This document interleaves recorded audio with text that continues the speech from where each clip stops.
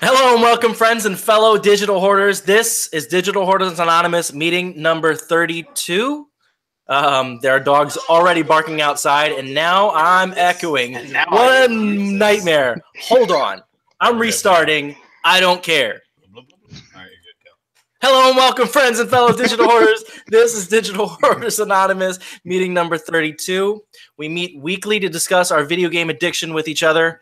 Wednesdays at 6:30-ish Eastern, 3:30 Pacific on YouTube, with the video post immediately after, and the audio is on all podcasting services by the following day. You can also reach out to us on Twitter, where you can talk to us about your video game addiction, but also you can tell us about that great deal you just found on Battle Chef Brigade. I know that one. Hello, my name is Alden, and I'm a digital hoarder. Hello, my name is Brandon, and I am a digital hoarder. Hello, my name is Dan, and I'm a digital hoarder.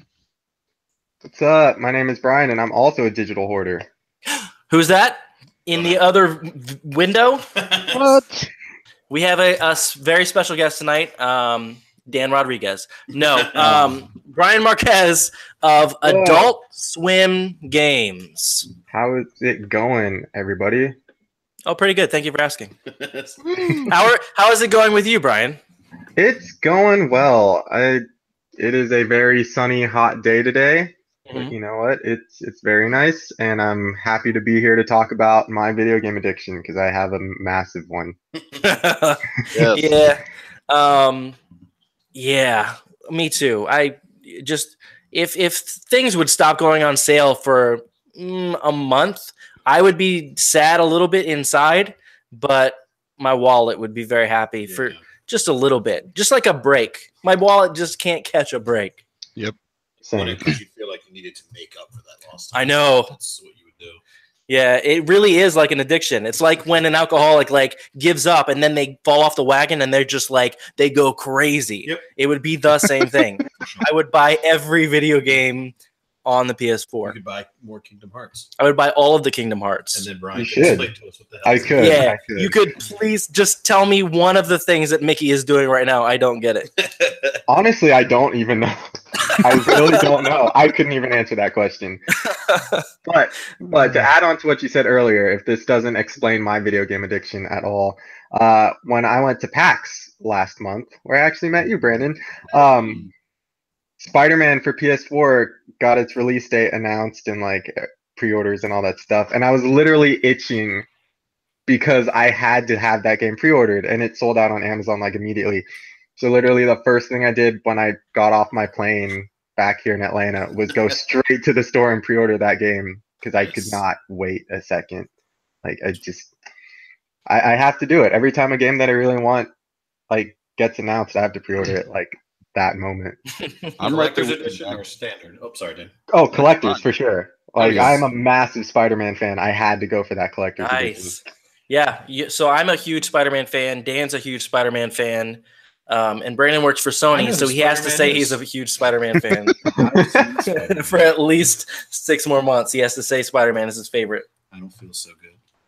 Oh, come on. Hey, are you kidding me? Whoa! It's nothing. I just said I don't feel so good. Oh, are you feeling sick? Yeah. Go pee on the green screen. We we don't have a green screen tonight for issues that are not mine or Brandon's fault. So Brian, sorry, Yes. got off topic. You work for Adult Swim Games. I do. I see somebody in the chat said that RUA2 is still the shit. Thank you for that. Robot Unicorn Attack is great. I don't know what else to say about it. Yeah, I thought it was a Wu-Tang member. Room 2. So what do you do over there at the Adult Swim Gaming facility? What don't I do is the better question. All right. My title is production assistant, and I honestly am not a huge fan of that title because everybody assumes it's I'm the guy that orders coffee or I'm the guy that gets paper signed or whatever, which is not my job. As some people like to say, I'm a man of many hats. There's a lot I do when it comes to the game. So for Battle Chef Brigade specifically, I work as the QA lead, so I'm in charge of the entire QA team on that game. And I am also, quote unquote, associate producer on that game. So I'm in charge of doing things like getting the game rated or putting the game through localization for translating, or putting that game into certification for whichever console we're releasing it on, or just talking with the devs directly. I'm in charge of leading meetings on a weekly basis with the devs, or helping lead meetings with the devs every week. It's just a lot on my plate. And then on top of that, there are some other games I'm in charge of, and I'm also in charge of specific people in the department. So it's like there's a lot of things I have to do, whether it's working directly with the producer, or working directly with the dev, or leading the QA team, or getting some art assets finalized.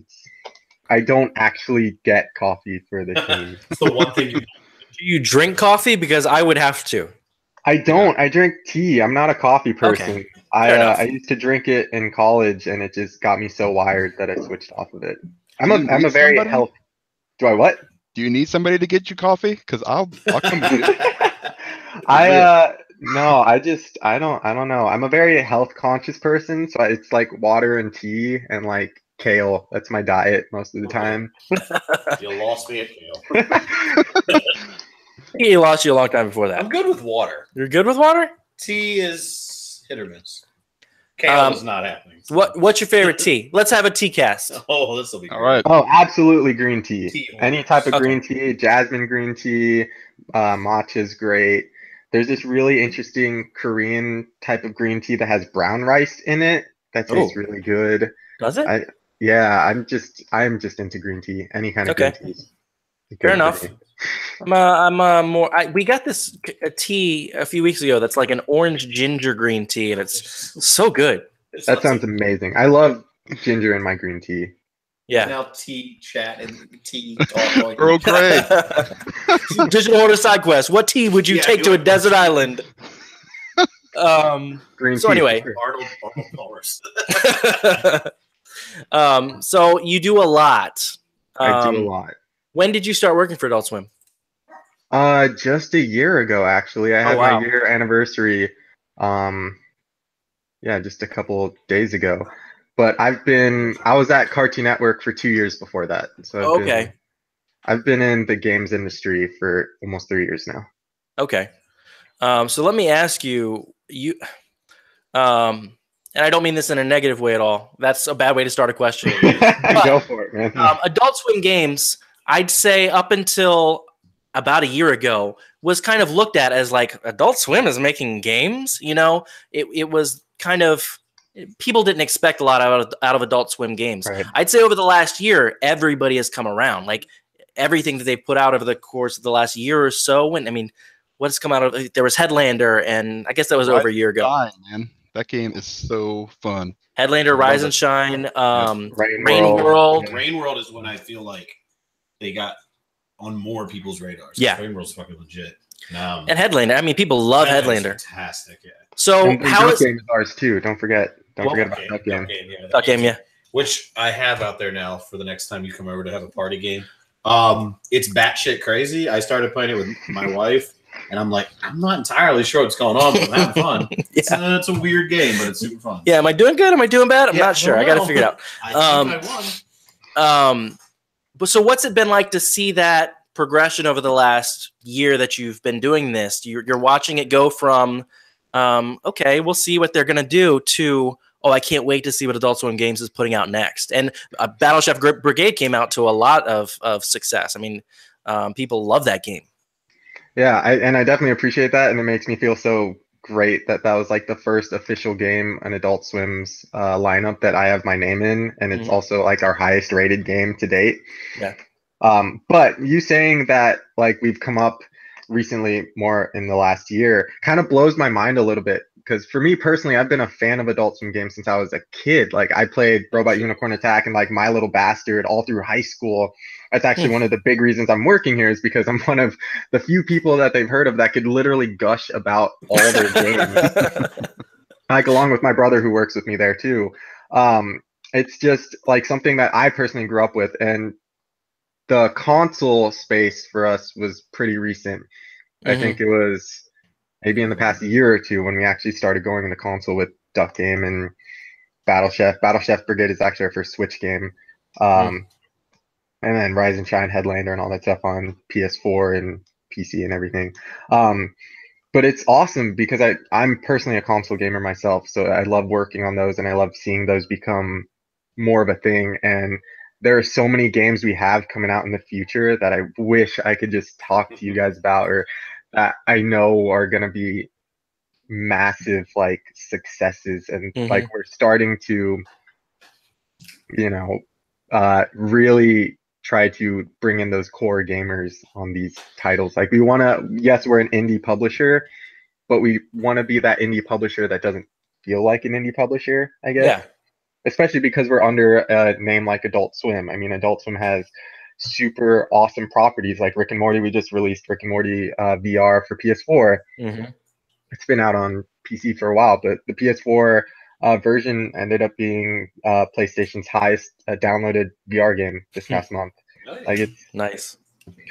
Like we've seen those numbers and we're like, we should do something with this. Like again, Rick and Morty, and we have plenty of other IPs that are just so great that we'd love to do things with.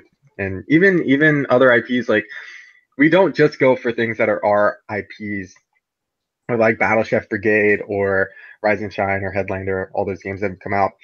A lot of those games were Kickstarter games that we saw and we're like, this looks great. We should do something with this. Like we're totally drawn to the unique. Like we don't have a specific genre that we like to go for. Like Battle Chef Brigade and Rise and Shine are two completely different games. Yeah, absolutely. Oh yeah. It's just like we see the games, we're like, this looks awesome, and we want to put it under our name. It's just well, and I think so far, a lot of these games, or at least recently, have been a departure from really anything that's out in the game space. Battle Chef Brigade is a mashup of several different genres. Good golly! But it's also it's completely, because of that. It's its complete own thing. Like it's crazy and it's awesome and it's amazing and it's not a thing that I've ever seen before. I hadn't played it until recently, but I put 4 or 5, 6 hours in it in the last few days, and geez, it's a fun game. But like you said, try to explain that to anybody. You're like, exactly, match 3 for a little bit. Then it gets crazy. Then it's back to being match 3 again. And the story is like one of those cooking shows. Like it's nuts, and it's so fun because of that. I love to play a game that does something different, and that's different. And Headlander's completely different than anything else. Rain World was very different. Do you guys specifically look for things that you can say, well, this is something we haven't seen before? Or is it just kind of luck of the draw where you've come across these games in particular, and who knows, next year you could put out a baseball game? It's definitely the former. Like I said earlier, we just love the unique. So it's like we see something, we're like, we have not seen that before.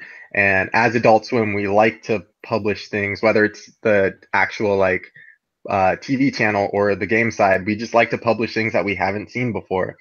So to use Battle Chef as an example, because that's what I work on most.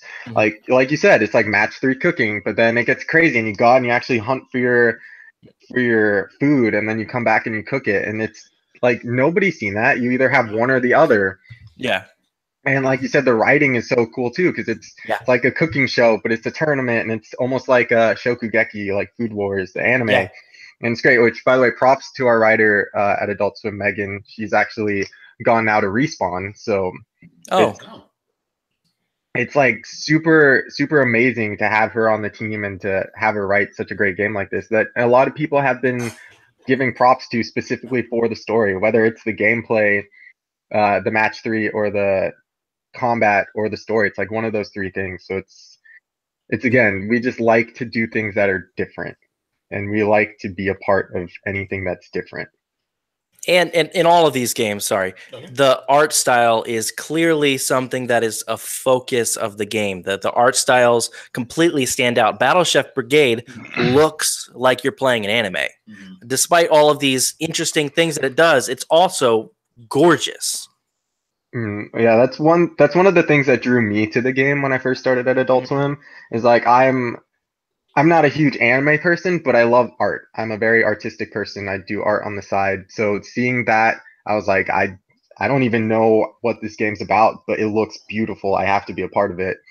And that's again, giving props out to the artist at Trinket Studios, Eric. He's an amazing artist. He did all of that himself. Wow. Yeah, it's so crazy. He's one of the best artists I've ever seen. And it's the same thing with our other games, like Duck Game and Kingsway is another great one. Those were two really like interesting games artistically, and they were both done by one person. And that's crazy. And then there's Headlander, which also looks gorgeous. It's one of our only 3D titles that I could think of in recent years. I know we have like Desync is another one, but that game was Double Fine, so they did a phenomenal job on that too. It's just been a joy working with everybody. Let me just say that. yeah, you guys have done some really cool stuff. I was just gonna say, so let's just focus on Battle Chef Brigade, but for the people in the chat that aren't familiar with it, we gave a description of it real quick, but where can people play it right now, in the future? What can you know? So Battle Chef Brigade's available now on PC and Switch. So we just released a new patch actually for it a couple days ago. But yeah, it's on Steam, it's on Twitch, it's on Humble, it's on GOG, and it's on Nintendo Switch. And then in the future, we don't have a specific date for it yet, but it is coming out on PS4. Nice. All right. Nice. So if you prefer PS4, which I mean, if the PlayStation headset and the PlayStation hat is in the way, I mean, I love me some PS4. Yeah, one of the things Brian told me at PAX was if it wouldn't be frowned upon, he would just get the logo just tattooed on his arm. But oh yeah, I'm totally gonna do that. Okay, nice. It's gonna happen. Frowned upon or not, it's happening. You're gonna go into a meeting with Xbox, and they're gonna be like, "Hey." That's why I have to put it in like a hidden spot that I could cover up if I ever have to go into a meeting with Xbox or Nintendo. Just be like, oh man. Yeah. Dan, do you have any questions? We've kind of just been talking. Well, no, it's fine. No, I love listening to this stuff. The only question I really had was, I mean, if there was like an IP that you could work on outside of what you're doing now, I mean, I can probably guess, but kind of like from a fan standpoint, what would that be? So like any IP? Any IP, like, as a fan that you're a fan of. So I'll give you two answers, I guess. I am one of the biggest Square Enix fans on the planet. Okay. Right. I am so obsessed with Square Enix from like the day I was a child, like the day I first got a console. I was born. The day I was born, I loved Square Enix. Cloud. Squeenix. I own every single Final Fantasy game. I own every single Kingdom Hearts game. Chrono Trigger's another big game that I love. If there's a Square Enix game that comes out, like the new Tomb Raider reboot, like I wasn't even a fan of Tomb Raider, but then Square Enix decided to take over, and I'm like, I love Tomb Raider all of a sudden. Well, it's a good time to jump on. The new Tomb Raiders are amazing. Yeah, no, they really are. I'm super excited for Shadow of the Tomb Raider, actually. Yeah. When I started playing the first Tomb Raider reboot, I guess, on PS3, I absolutely fell in love with the new Lara Croft, and I haven't beaten Rise of the Tomb Raider yet. Yeah. Shame on me, but I'm staring at it right now. I should probably get back into it. But God of War took all my time, so... Anyways, I never answered your question. I went off on a tangent. Square Enix, I would love to work on a Kingdom Hearts game for sure, or Final Fantasy, one of those two. They're my two biggest like franchises of all time. That's my first answer. My second answer, though, Mega Man. I would love to work on a Mega Man game. I am a huge Mega Man fan as well. I actually. Oh man, look at Mega Man's another. Like, Mega Man's another huge thing I grew up on as a kid. I don't know. By the way, I don't know if we got into this. I know you guys tweeted it a lot, but I go by One Armed Wonder on social media and stuff for a reason. I have like one arm. I have like one arm. I have about one arm. I have one arm. I wear a prosthetic. But when I was a kid, because I was born without the arm, I would take the hand off and I would pretend like it was a buster, like I was Mega Man. I would go around and like pretend like I was shooting because of the buster. And now that I'm an adult, My family actually bought me like the official Capcom Mega Man helmet and Buster. They're actually in my closet on like a shelf right now. So it's like I've always been called like the Blue Bomber by my brother, or just all my friends like to call me Mega Man. That's or fantastic. Like yeah, That's I mean, awesome. between Square Enix, Chrono Trigger, Mega Man, And Spider-Man earlier. Spider-Man, Man after Brandon, my heart. Brandon's just gonna have you replace me because I these mean, these are all my things. Because you have more in common with them. Oh yeah. Well, I'm off the show. Yep. yeah. yeah, but Brandon, you're my bro, so you know. All right, I appreciate Yeah, it, buddy. we Thanks. couldn't do that because I would just sit here all the time and just be like, "Tell me about your favorite boss in Mega Man 2." Oh, I mean, it's kind of hard to choose. It's honestly kind of hard to Yeah. choose. Anyway, somebody else ask a question because all I want to do is talk about Mega Man I now. just want to take Dan, I want to take Dan's question. If I was picking an Adult Swim IP, it's Squidbillies. Right. I want a Squidbillies game because fucking love Squidbillies. That would be Yeah. so interesting. I love I it. don't. I don't know how it would Actually- work, like a Telltale style Squidbillies game, but I want it. I'm looking at some of our IPs now. I have this plate on my wall that has all the Adult Swim shows on it. So I'm trying to think of like what I would love to see as a game. Squidbillies is Oh, my man. shit, man. That's the funniest fucking show. Squidbillies is a great show. I grew up on like Toonami and stuff, but Yeah. when it comes to actual you know what? My favorite Adult Swim show back when I was a kid was Metalocalypse.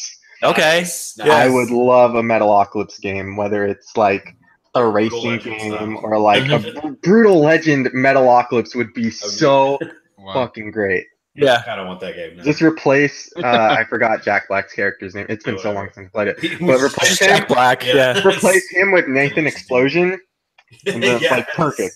perfect. I know I want that game. Yeah. Can you make that game? I would love to, but pitch it tomorrow. Let us know. They want some Squidbillies ideas. Yeah. If I Or a Robot Chicken mashup. Just Robot Chicken Robot Chicken would be nuts. hilarious just because they have every IP already. They have everything you can think of under them. Right. So what about you? I want a current Adult Swim take on Aqua Teen because Aqua Teen was always my favorite. Yes. And there, Absolutely. I know that Adult Swim games did The an Aqua golf Teen game, The golf game. but I don't want to talk about that. Hey, that's way before my time. So Yes, yeah, it was. That was PS2, wasn't it? Yeah, yeah. Was it PS2 or Pretty sure it was PS2. Yeah, it was like 2006, 2007. Yeah, but just like a revisitation of that world. They could do so many cool things with them. They could go out like have detective. Yeah, do the spin-off series they did. Just do it Mhm. off of that. But it's like Detroit Become Human, but with Meatwad. Well, they could do. oh my gosh. You know, like the fractured butthole, but Yes. you know, but do some kind of in that vein. I would Mhm. love to Love play it. that game for sure. Yeah. I love that game. God. I haven't Oh. beaten that game either. I need to go back to that. Oh, geez, you need to. Yeah. So You're like a digital hoarder. yeah, so let's. No, I literally am. I could talk to you guys about my backlog, and we wouldn't be done with this podcast for at least 12 days. That's why we break it up. 'Cause, it can get really long. Yeah. But that leads us to what is normally the start of the show, but where we talk about what we've been playing lately. For us, it's going to be what we've been playing over the last week. You can just kind of talk about what you've been playing at all. Yeah. It's and we know you're busy, so we're not going to make our whole thing is we have giant backlogs, which means there are games from 10 years ago we haven't played Right. yet. So if you tell us that you finally just played Mega Man 10, no one's going to laugh at you. Yeah, because I haven't played it. I'll just kind of go like this. Like, I promise you now, I've already beaten all the Mega Mans, all the Yeah. Mega Man X's, Mega Man Legends. You know, we're good. Mega Man Okay. 0. so what have you been playing, Brian? So God of War is the obvious answer. I still haven't beaten the new God of War, but oh my gosh, I'm loving that game. Mhm. It's been great. Other than that, I have been. Let me see. Fractured Butthole. I haven't beaten that yet. Transistor. Oh indie yes. game. That is one of my favorite indie games of all time. I'm actually just going through it again. Mhm. Okay. That sounds amazing. Yeah. It's such a good game. I'm a huge fan of Transistor and Bastion. Yeah. Did you play Pyre? I haven't yet. I Yeah, really me want either. to, but I just haven't gotten around to it. And then on 3DS, I'm playing Shin Megami Tensei 4 because I haven't beaten that game yet. Okay. I haven't And then played any of the Shin Megamis. I've played Oh, all the they're Personas great or a games. bunch of the Personas. I haven't played any of the Shin Megamis. I can barely pronounce it, so I don't know. Yeah. This is a small title, but I played the game Florence on Oh, mobile recently. That game's phenomenal. It's like 20, 30 minutes, but I've heard it's it's a very good mention for emotional. sure. It's emotional, right? Absolutely. Okay. Yeah, I need to play some kind of mobile games. I have a lot more time to do that now. Anyway, Daniel, what have you been playing? Yeah, I've been playing Choli? Prey. Choli! Damn it. All right. Anyway, I've been playing a lot of Prey. Really kind of getting into that game. It reminds me of like System Shock 2, BioShock, kind of, Half-Life. It's really fun, scares the shit out of me on a regular basis. Other than that, a little bit of Sea of Thieves, trying to play with my friend who I can't even talk about it. It's really bad. Sea of Thieves is really bad? No, he's terrible. I mean, terrible. I probably talked about this last week. Yeah, same dude. It got worse. I don't even know how it's possible. I mean, anyway, let's not talk about that. And then I started Owl Boy. I've heard nothing but great things about that. Yeah, it's really fun. And I'm not, I like indie games and I like those smaller games, but I really love the art style on this one. It's really, really cool. And it's really easy to pick up and play. But I've been really enjoying that. I think I'm going to probably power through that after Prey if I don't bounce back and forth or start something else or, whatever. My fiance Tanya is obsessed with owls. Brandon knows. My house is covered in owl stuff. Like you can't. My nephew, when he learned how to say owl, because he's 2 now, but when he was just learning how to say words, and he finally learned owl. At my house, it was a problem because, like, I would pick him up and he would just be like owl. Like, okay, all right, that's enough. I get it. But so she started playing Owlboy this week too. So that's all I had to say. It's a long Go on. What else have you been playing, Daniel? That's about it, man. I really haven't had a whole lot of time, and Danny? it's just mostly Sea of Thieves with my friend who shall remain nameless. Not that you would know him anyway. His name's Greg. I don't care. Remain nameless for very long. But. Yeah, that was a whole 2 seconds of nameless. What about you guys? McGregor. Brandon? God of War. And I played Fortnite last night because I had to play the Thanos mode. Yeah. Did you play it? A little bit. So I was lucky. I played. So technically now, when you play this, the objective is still to be the last one standing, obviously. But you kind of are supposed to work together to kill Thanos. Nobody does that. Yeah, I had one person land beside me on the roof, and I was like, here we go. And she just walked with me. I'm like, oh, thank you. And then we both jump off, and somebody snipes us both. So explain how the mode works. So it's still, 100 people dropped into a map. And then, but what's different about this one is there's already a spot that you have to land in when you land. And the storm starts moving in immediately. There isn't a whole lot of time to dick around. And the storm is brutal in this. Like if you caught in the storm, you're done. But then once everybody's inside the circle, you'll see like a meteor shoot from the sky, and then a sound will go off, and that is the Infinity Gauntlet being launched down, and it'll land somewhere on the map. There will be an indicator on your compass to show where it is. But what you'll see a lot of people do is they'll wait up in the sky and wait for the meteor to come, and they'll all land in the same spot. And it's just a free for all. But whoever gets the gauntlet becomes Thanos. Thanos has a 200 shield and 800 hit bar, so he's incredibly strong. And then you're supposed to work together to take down Thanos. And then once you do, the gauntlet drops and somebody else picks it up and goes. Thanos is incredibly overpowered. He can jump. He can fire lasers from the gauntlet, and he can pound down into the ground. I found him kind of hard to control because I killed Thanos and got the gauntlet last night, and there was only like 7 people left. So I was like, I got this. Mm-hmm. And he'll jump, but when he jumps, he just jumps straight up. Like when you're in the air, there's no moving. He just jumps straight up. High as shit, but straight up. Mm-hmm. So I did that, and then I went to ground punch, and it moved me forward outside of the storm, and I shit you not, I went from 600 health to dead in 5 seconds. Like the storm is no fucking joke. Wow. So it's really cool. It's an incredibly clever mashup. You get the most popular game on the planet and the most popular movie on the planet. You put them together, and that's just genius marketing. So it's super fun. But if you play it the way it's intended to play, you are all supposed to work as a team. Yeah. To take down Thanos. That isn't going to happen.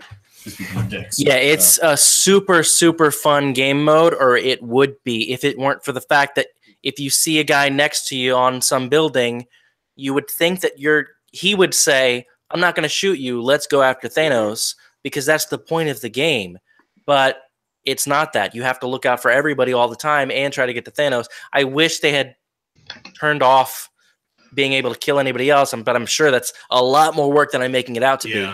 But it would make the game so much better. It would be really cool to see that. But yeah, no, it's still Fortnite. They just added that really cool riff. I thought it was really cool. And then, so I played a few rounds of that and then jumped into squads with my wife, Mary, and some friends of ours last night. That's it. It's mostly been God of War, and then I cleaned up the Rocket League Platinum. Yeah. But that's it. How'd you get that Rocket League Platinum? Some dude jumped on. It was me. Appreciate Yeah, I finished God of War. I don't remember if I talked about that last week. No. I finished God of War. That game is unbelievable. I've said it 3 episodes in a row now, but I can't not say it. It is a nearly almost completely perfect video game. I've never seen anything like it. Second, obviously, only to Battle Chef Brigade. But you flatter me too much. It does so many things well. From the start to the finish, it's an amazing experience. I still need to get the platinum, but in the meantime, I spent so much time only playing that I want to play a few other things and then get back to it. I've got a lot that I need to play. I'm a digital hoarder. But nice plug. Thanks. I'm a hashtag guy. I got the PS4 Pro, the God of War PS4 Pro, and I decided now that I've finished God of War, let me really figure out what this PS4 Pro is all about. So I went back and played Klaus. Clearly, a graphical powerhouse. Klaus. Yeah. I went back and I got the platinum. I just wanted to play something fun and dumb, you know. I will never. Not dumb, but it's a difficult platinum to get. But I love 2D. I mean, you know me. Super Meat Boy is one of my favorite games of all time. So I like that kind of punishing, like go. And with Klaus, to get the platinum, you have to beat all of the time attack modes, and so you have to replay each level. And there are levels where you have 3 minutes and 30 seconds to finish that level, and it's like you can't do anything wrong at all in that level to get it down below 3:30. Then, of course, there's some that it gives you like 7 minutes to do, and you're done in like 4 minutes. I don't know what their formula there was, but I love that game so much. I've been playing some Battle Chef Brigade. So Battle Chef is really, really fun. I don't think I can explain that game as well as it should be explained. And that, I mean, like we talked about, Brian, like that's almost the selling point of Adult Swim games right now is you can say, I don't know how to explain it, just play it. Right. It's really fun. It does so many cool things, and it just kind of you kind of get whisked up in this world, and you care about these characters. I mean, from the start, I care more about this main character than I care about half of the games that I played. You just want to see her go and win this tournament, this cooking tournament, because who doesn't love a cooking show? Like those shows are so dumb fun to watch. Now you get to be in one, and to be in it, you have to go out into the woods and stab some monsters until you can collect their meat to put it in a pot that you then have to like turn and stir to play the match 3 game. to put together the dish. It's that old game. That old game. That old game. You know, we've seen chestnut. no games like it before. Right. Um, One thing that I love about it, I mean, it's the biggest thing that I love about it, is that nobody's seen anything like it. No. It's something that I'm proud to be able to say that I worked on, a game that nobody's seen before. Yeah, I love it when a game comes into the gaming space that does a thing that I've never seen before. You know, Portal, when it came out, was just mind blowing. Where it was kind of like, this game is doing something that nobody has even thought of. And this game Katamari was one of those games where it was like, what is this game doing? It's just so fantastic that it's this weird experience. And Battle Chef Brigade is another one on that list where it's just like, what are they doing? It's so amazing. Because as a guy who's been gaming for 34 years, because I'm super old, I've played everything. You know what I mean? So when a game comes in that does a thing that I can say, it's so new and refreshing and exciting. Mm-hmm. So anyway, I'm not just blowing smoke because you're on here. I always love a game that does. Klaus is an example of that. Klaus is a game that I championed on this show until Brandon got so sick of me talking about it that he played it. It's a fun game. It's fun. It's a super fun game, yeah. It did some things in a 2D platformer that I've never seen before, and it treated the main character in that game and your relationship in a way that I've never seen done in any other game before. So just by the fact that it did something completely new, it was something that I wanted to talk about and get a lot of people to play. And you know, it worked a few times, I guess. You got 3 people to play. Yeah. But otherwise, I started Cosmic Star Heroine on Vita. It's one of the only games I still have on my Vita that I haven't played and need to get to. It's starting to get sad on my Vita because I love it so much, but I've played most of what I have. But Cosmic Star Heroine just came out for Vita. It's by Z-Boyd Games. They did the Penny Arcade RPG games, Penny Arcade 3 and 4. They're a really good studio. They did what's that? They did a Cthulhu game. I forgot what it was called. I don't remember. But they're all 2D RPGs. I don't know how crazy you would be about them. But I'm only a couple hours in. It's a really fun game. Now's the perfect time for Brian to say what he said pre-show. Well, they hate you? About your Vita. You guys wanted to go remember? Mm-hmm. Yeah, that I give you props because you own a Vita and not many people own a Vita.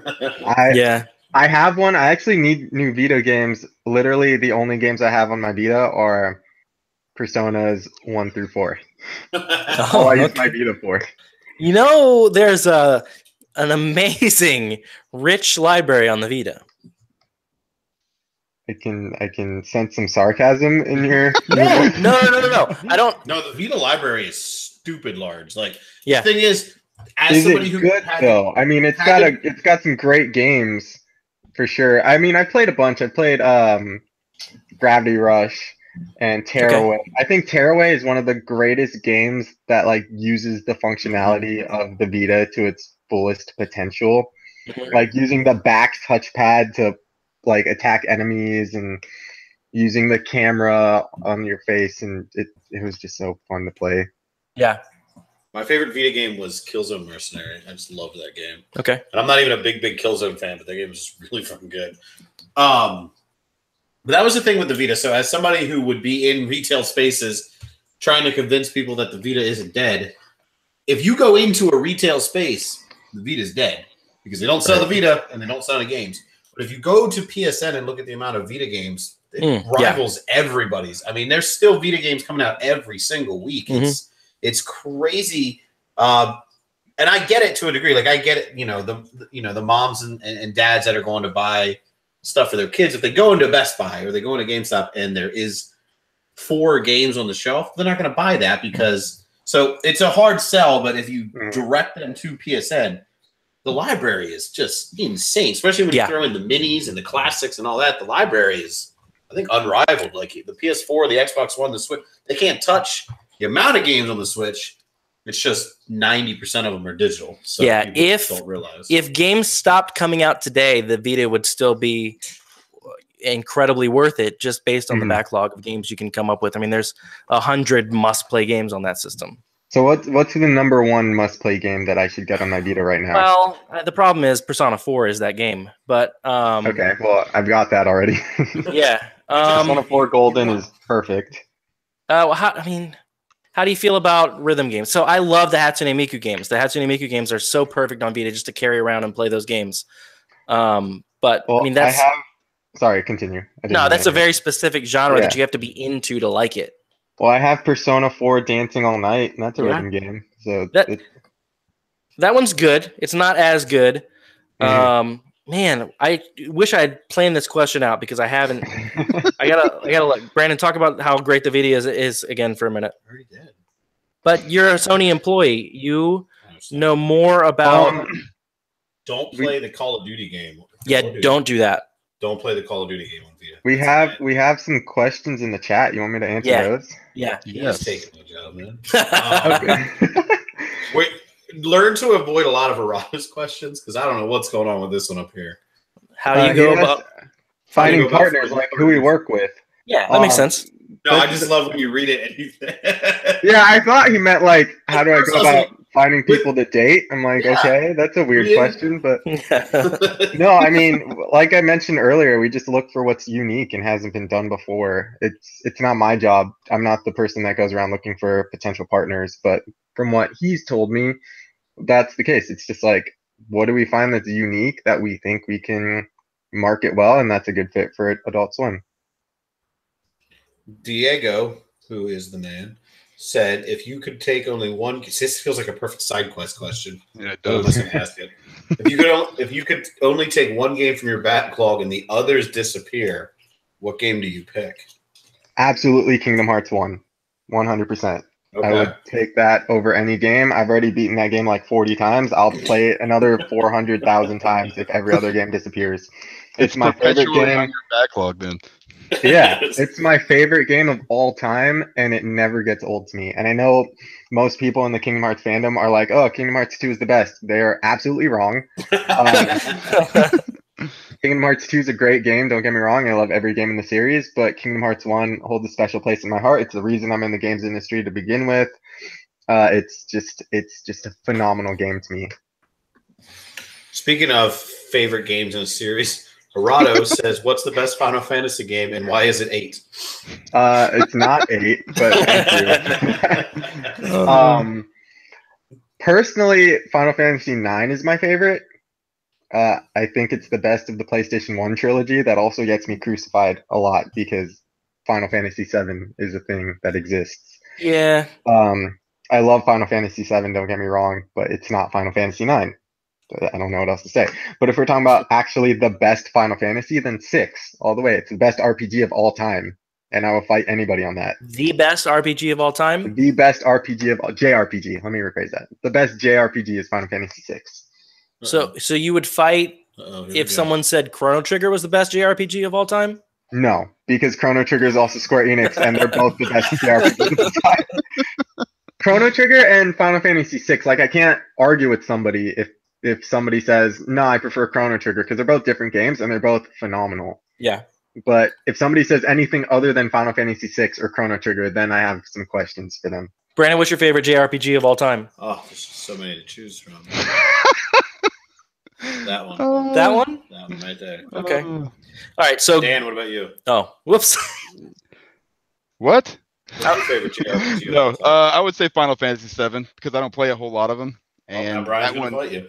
Yep, that's He it. just told you he's gonna fight you, and then you. Yeah, it's okay. All right. I mean, usually most people that haven't played many Final Fantasies always say 7 because it's the go-to. Right. So I mean, You know what I did play? I played 3. I'm like, was it the Super Nintendo? Yeah, okay, so that one's actually 6. So Yeah. Okay, well there we go. That one was fun. There you go. That's why I don't do it. Well, it came out in America when America wasn't ready for JRPGs. Mm-hmm. And they skipped a whole bunch of Final Fantasies. So in America, it was only the third Final Fantasy to come out. In Japan, 4 was out, 5 was out, and it didn't come over here. Yeah, Final Fantasy 2 in America was Final Fantasy 4 in Japan. Oh, yeah. Final Fantasy 6 sorry. 3. So they skipped 2 and 3, and then they skipped 5. But all the games have been released since then. I mean, Right. Final Fantasy That's 3. just confusing as shit. Yeah, Final Fantasy 3 didn't get released in America until the DS in 2006, if I'm not mistaken. Like the actual Final Fantasy 3, and then it's had like other releases since then. I don't know why that bothers you so much. You didn't play Final Fantasy Dream 365 and a fourth. Those are all Kingdom Hearts games. So. yeah, I know. So Vita games that you need to play. If you like 3D platformers at all, Sly Cooper, A Thief in Time, A Thief. I think I actually have that one on my Vita. I just haven't played it. It's one of my favorite 3D platformers of all time. That and Ratchet and Clank for PS4. That is a phenomenal game. That was the first Ratchet and Clank I ever played, actually. It was the first I'd played in a long, long time, and because of that, I went back and bought a whole bunch of the old ones, and was kind of like, now I can't go back because none of them play like that game plays. It plays so smooth and so fun. That's how I feel about like the Persona games. A lot of people started with 5, and it's like, oh, but 3 and 4 are so good, but you can't go back because they always get better. Yeah, I started with 4 and went back to play 3, and it was kind of like, I like it. I miss Persona 4 though. Yeah, I did the same thing. They did come out in order. I like Uncharted, but I would be really pissed if they're like, this is Uncharted 3. It's really Uncharted 17, but in America it's only the 3rd. I'm like, forget it. I don't care anymore. What about Uncharted Golden Abyss that came out that was a side story in between Uncharted 1 and 2? But it came out all at the same time. It wasn't like only if you lived in this small section of Japan could you play this game. Nope. It came here and I could play it. Why are you upset about games that came out in 1989? I don't know. Just a weird numbering system. You're not wrong. But... Yeah, like cool. That one was only in Japan, but now it's not. But it's weird to me. Not the games, just the numbering system. Are you mad about Mario 2 here? That was different than Mario 2 in Japan. It's super fucking weird. Yes, there's a lot of games like that. Like I want like old Genesis and NES games. It would be the same game, but completely different on the platforms. They have completely different people making it. And it's weird to me. It's crazy that at that time they thought America's not ready for this. Japan can't handle this. Yeah. Just put the game out. Yeah, precisely. Only make 10 copies and then decide. Yes. Keep it in numerical. Guacamelee. I don't know if you played that on anything else. Guacamelee is my favorite 2D platformer ever. And on Vita, it's perfect because you can just kind of carry it around with you everywhere. Mm-hmm. Like the aforementioned Uncharted Golden Abyss is an amazing Uncharted game. Really is. Do you like Uncharted at all? Oh, absolutely. I mean, this is the Uncharted. Yes. PlayStation headset. Uncharted. That's the same one I have. Nice. I love Uncharted. I actually started with Uncharted 2. I had to go back to Uncharted 1. I know. I'm sorry. But I've played all of them. Uncharted 4 is actually my favorite. I know a lot of people choose 2. 2 is a phenomenal game, but I thought 4. I'm a very I'm very inclined to story-heavy games. Like, the better the narrative is in the game, the better the game is for me. I don't care as much about the gameplay as I do a great story, which is another reason why I love Naughty Dog games, because a lot of them play the same, but the stories are amazing. Like, Uncharted 4 and The Last of Us are both 2 of my favorite games of all time. They both play almost virtually the same, but they're both completely different games. Mm-hmm. Yeah, no, I think Uncharted 4 is my favorite of the Uncharted as well.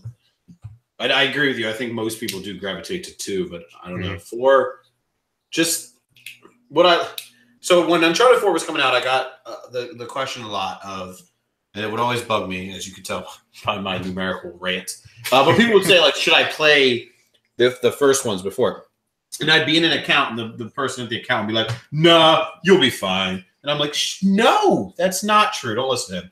Because what I like about Uncharted is they took you along that ride and they wrapped up the story the way they wanted to wrap up the story. But, like, yes, you could play Uncharted 4, but then you don't get the same feeling when Nate and Elena are playing Crash. You don't get that same feeling when you're walking around his house. You don't care about Sully the way you're supposed to care about Sully and stuff like that. So, yes, you can, but I really never understand why anybody would want to, you know? Right. The relationship between Drake and Elena in 4 was so well done, but you wouldn't have had that emotional connection to them if you hadn't played the first 3. If you didn't see the entire build up to 4, why even go for it? Exactly. Yeah, I agree. Uncharted 4 is my favorite, but it is like, well, I couldn't have had Uncharted 4 without Uncharted 1, 2, and 3. But to take you to that point where it all kind of comes together and you see like Nate going through these things where it's like the way he's acted in previous games, and he finds himself acting like this in 4, and he's like, shit, like, what's wrong with me? Why am I doing this? It's just such an amazing, realistic character progression. I was gonna say it's the most like human feeling because Right. when like, and it's not a spoiler if anybody hasn't played Uncharted 4, go play it. But like when, and it, I know it's not a spoiler because we showed it at like E3 and PSX, I think. But when Elena catches him in the middle of that lie, when she like finds him in the that like you feel for Nate for you're like I got kind of emotional at that. I was just like, man, Nate. Like, I'm not on your side, but I had to technically be on your side because I'm playing as you. Yeah. I had to be along with you while we murdered all those people. Yeah, exactly. Like, if I had a choice, I would be playing as Elena right now because she's in the right here. Yeah. I love it. Dan, are you an Uncharted fan? Have you played the Uncharted series? Yeah, I have played half of the first one, and that is it. So... I'm out. So I'm sorry, guys. Here's what I would say. Here's what I say to people like you. Fuck. Oh, sorry. No. That's what Brandon would say to people like you. I would say Uncharted 1 can be hard to get through these days. Absolutely, it can be. Bitch. But what I've played is good. But it's once they get a little bit dated, it's hard to go back and play those. It's definitely on my backlog. It's up there. Are you playing it on PS3 or the remastered? The remastered. The collection. PS4. Uncharted 2 is timeless. So even, that's what I hear. How many years has it been? 12 years since it's come out? 10 years? How long? It came out in 2009, I thought. So 9 years. 9 years. It still plays like it could have come out today. Oh, for sure. So I don't begrudge anybody like Brandon does for not playing 1. Because 1 is obviously a starting point. 1 was important for me. I played through it, and I pushed my way through it, even at times where I was like, I'm not having a lot of fun. Like, why does everybody say these Uncharted games are amazing? And it's because Uncharted 2 really takes it to this whole nother level. But they had to get through Uncharted 1 to get to Uncharted 2.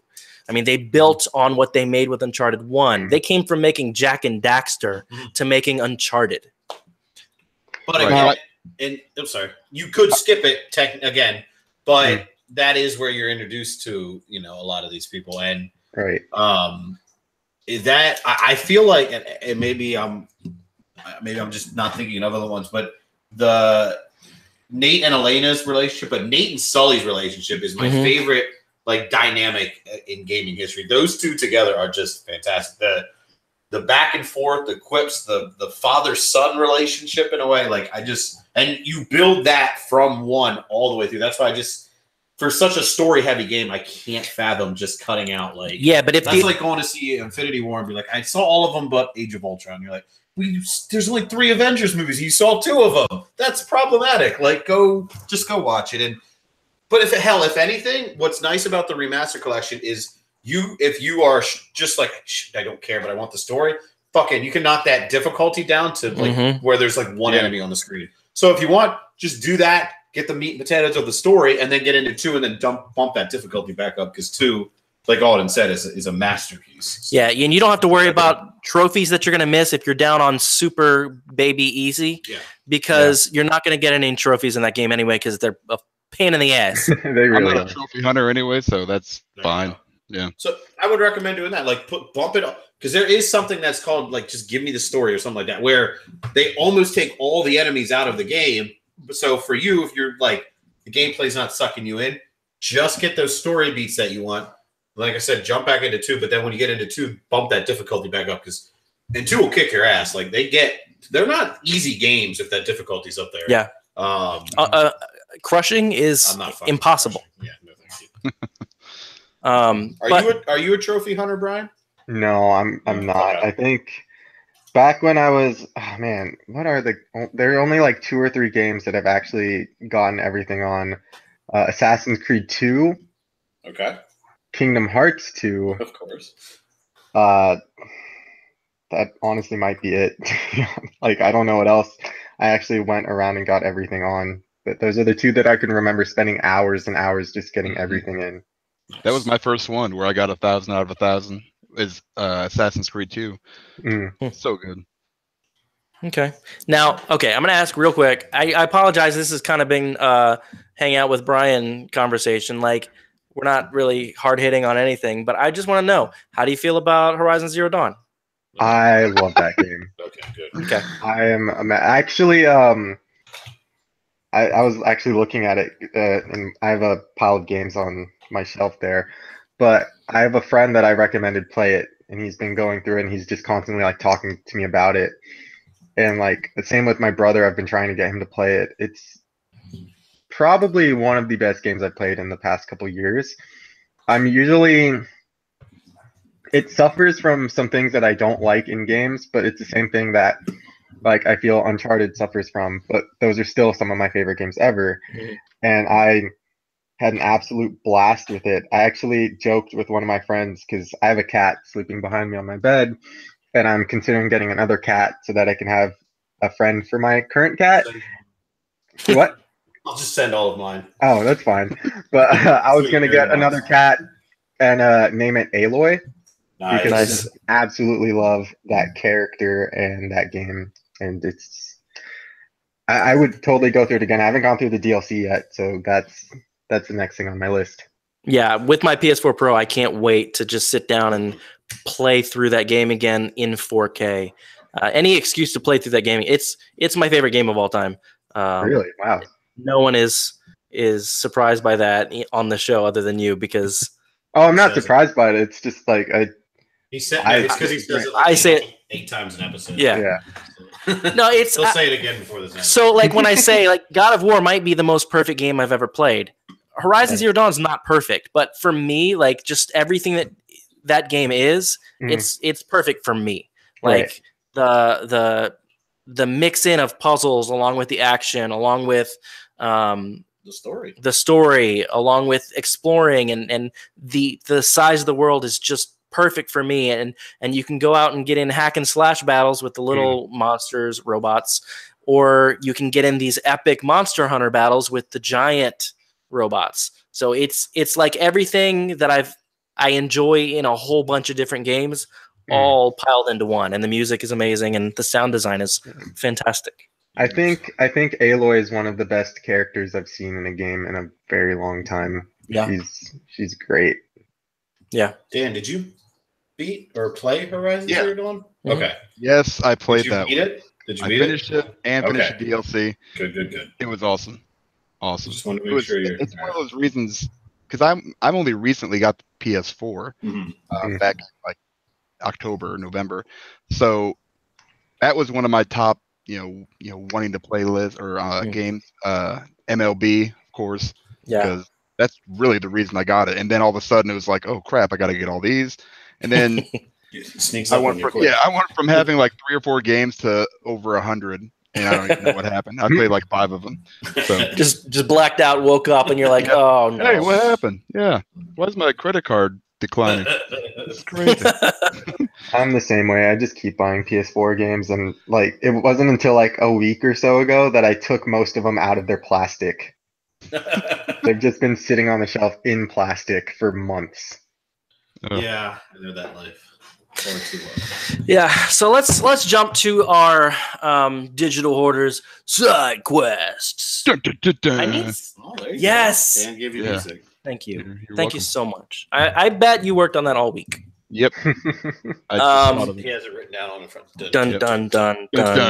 Choli.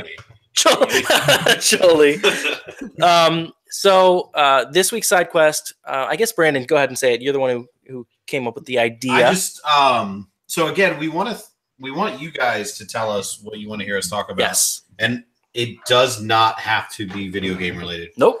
You know us, we don't care. We will talk about Fucking, they talked about tea for 10 minutes earlier. We'll talk about it. Yeah, give us a tea side quest. But what I want the guys to answer today is why the fuck my dogs are barking so much. You hear them? Sorry. I don't think it's coming up on mic.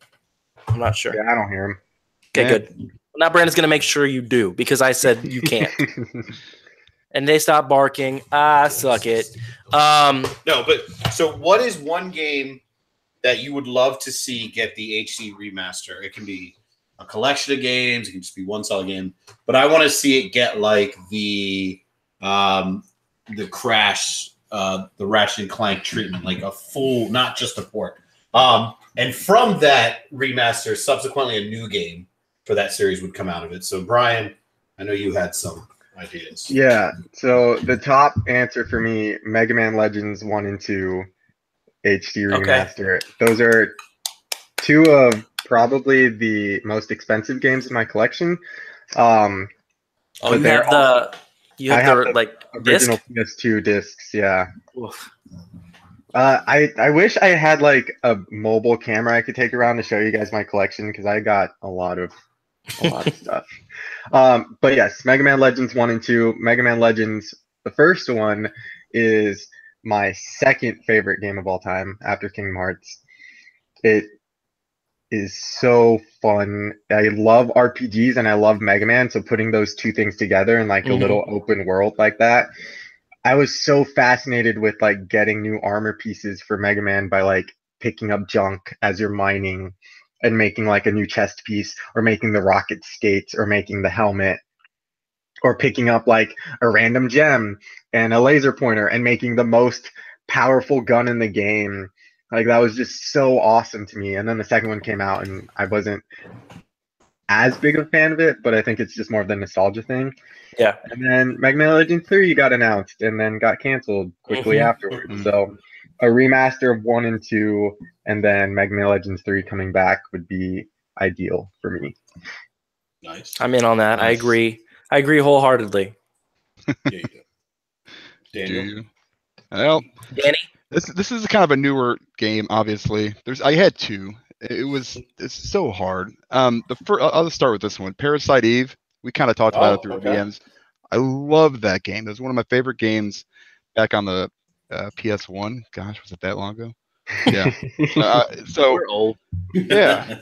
I mean, it was so good, and and it was one of those games I played like 3 or 4 times over and over again. I don't even know why I did it. It was just that much fun. But really, if I could have one, it'd be the Mass Effect series. But like they'd have to bring maybe like the combat and the play style through from like 3 over to 1, and I mean like really remake it and just kind of updated graphics, but really bring that play style and the gameplay mechanics to that game. Otherwise, it's kind of a waste of time. I'm a huge Mass Effect fan. BioShock, I love. It's my #1 series, but and then maybe just completely rewrite the ending of Mass Effect 3 and erase Andromeda from history. I was gonna say, does Andromeda exist in your equation? I don't even count that as. You know what? I mean, they worked hard on it. It's not as bad as everybody makes it out to be. It's just, I think the problem is when you have a game that's so beloved like Mass Effect and the trilogy, it's going to be so hard to hit those standards. Yeah, technically there were some issues, but from a pure story-based, I know they kind of ruined the ending, but it's hard to live up to that, hype, and everybody was expecting kind of a continuation, even though they said it from the beginning that it wasn't a continuation and it was never going to be. It was still, I enjoyed it for what it was, and the combat was fun, but I really would like to see him redo those first 3, and yeah, I'd buy the crap out of that game. I'm actually surprised they didn't do that when Andromeda was coming out. Maybe they didn't because they didn't want people to think that it's EA, and I think EA just has an issue. They redid Burnout Paradise, so when that came out, I was like, oh man, maybe we got a chance, but I just don't know. BioWare is over there working on Anthem, so I don't know where, if they could do something like that, awesome. If not, then they're backwards compatible. I can play them on the Xbox. There you go. Right. My pick is another EA game. And I'm another one I'm really surprised didn't. Yeah, I want all the Madden. Madden 17. 99. No. And I'm actually really surprised it didn't get it. Is Dead Space. Yeah, I don't understand how Dead Space has not been given the HD remaster. These games are fucking awesome. So that would be my pick. Terrifying. Yeah, it was. It's such a great game. But I would love to get an HD remake, and then I don't care if it's considered like I guess it would have to be kind of like a reboot, off of the franchise, or just go on a whole different story arc. But I would love to play all three again and play a new one. I don't know. It blows my mind that franchise didn't get the HD remake love. So, I mean, it wasn't a huge seller. 1 and 2 did fantastic. 3 it dipped, and that might be why. Maybe the last time they went to Dead Space, they had a sour taste. I think they did fantastic, but I think EA expects like 50 million sold. Yeah, well, I know 1 and 2 moved some units, but I don't think 3 did. That was the problem. But I don't know. I can hope. Dead Space. Anything else? Everybody else had 2. I got 2. I have 3, but I'm only going to say 2 because now I feel like a dick. I mean, I technically only had 1 series. Yeah, never mind. You're good. You're good. Yeah, continue. Fair enough. I'll think of another one. Will you? All right. Okay. My number 1, and it was the first thing I thought of, and the only one that matters to me, is Chrono Cross. I really loved Chrono Cross when it came out. It's the sequel-ish to Chrono Trigger. It's you can't say too much about it without spoiling anything in it. I mean, it's a 20-year-old game. It's in the same universe, sort of, and then as you go, you find some similarities in the stories. It's an amazing JRPG, and one that doesn't hold up. So Chrono Trigger, I don't think should be remade. Chrono Trigger is pretty much perfect as is. In fact, anytime they try to update it for PC or they try to update it for mobile, they try to make it look too like pretty and cartoony, and it takes some of the feeling away from that game. It's perfect as is. Chrono Cross doesn't hold up the same way. I tried to go back and replay it 3 or 4 years ago, and it's one of those games where I don't know if the game just doesn't, like, some games don't translate in HD the way that they would have translated on a CRTV. And it all looks just like a blur. Like your character just looks like a peach blur with a blue blur shirt and peach blur legs. And but it's a really great game, and the story was really great, and I loved where it ends up going. So I would love for them to remake that, but then it gives them free reign to jump back into that world and make a sequel that ties all 3 games in together in a more modern style with a more modern combat system. I love turn-based games, but it'd be fun to play through a 20-hour experience with really great combat as opposed to an 80-hour JRPG. I don't remember how long that game was, but it was really long. It's a beloved franchise from Square, right? Yes. So you'll get it in 2037. Yeah, and they're going to fire the production team this year. You'll get it in 2037. They're going to announce it, announce a director. We don't mean to just shit on developers. If anybody knows, Brian goes. I'm sure he knows, but I'm sure if they called him for a job, he wouldn't want him to see this video of me shitting on Square Enix. Shit on him. Brian's not. Yeah, Brian. I won't even say what I do to get a job at Square Enix, but I do it.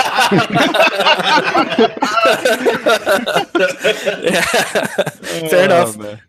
His phone just started ringing right now. Yeah.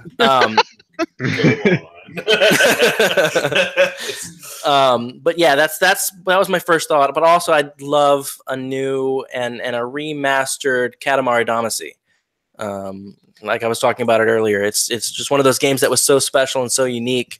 And then they re-released it basically a whole bunch of times with new levels. I mean, there were new games with new levels, and it's still kind of the same game. So just re-release the first one, remaster it, remake it into what it could be, like a 4K Katamari Damacy game. Yeah, beautiful. You know, change up the art style some, do something really cool with it. But then make a new one that has new ideas. That's not just the same formula. It's not, well, now you can lift your controller to jump. So it's a new game. Now, do something new and different. Surprise us. That's what Katamari Damacy was. It was this new, different, interesting thing that we'd never seen before. So by the time the 4th and 5th and 6th games came out, and they were just the same game again and again and again and again. And I think Ghost. Ghost just knocked half of Brandon's house down. Fucking old house. So Katamari Damacy is my second pick. My third pick was going to be Final Fantasy Tactics, but fine, go on. It technically already had a remake on PSP. Yeah, and that's the best version of it, I think. I love that version. But like a brand new, like HD, badass remake of it, but also then a new game in that universe. That's what I want to see, is a new game in that Tactics universe, because they did Tactics better than any game had done it, and now I think better than any game has done since. At least it was more fun. That's exactly what I was going to say about it. You love JRPG Tactics games, don't you? So my other game, and this is just we're adding more to the list now. I got plenty. Well, I was yelled at for not having two, so I want to come to the table with two. It was a GameCube game. We don't have a table. Eternal Darkness, Sanity's Requiem. It was played it. It's great. Such a great game. I have never to this day played a game that I remember just the weird shit from that game. I would love to see that come back, and then give me another one, but put some, like, I'd say put Kojima on it, but just put somebody on it that's just like, because Kojima's kind of done, now you hear my dogs. Kojima's done that stuff in games before where, like, when he reads your memory card in, Metal Gear Solid. Thank you. But in Eternal Darkness, if nobody ever played it, like, there was a sanity meter, and they would fuck with you. Like, your screen would flip upside down. It would go to the screen, and it would show, like, your memory card, and then it would say everything was deleting. It would, like, power off the screen, and it would put, like, a green number 3 up in the corner, because most all of us played on channel 3, and it would look like everything just shut down.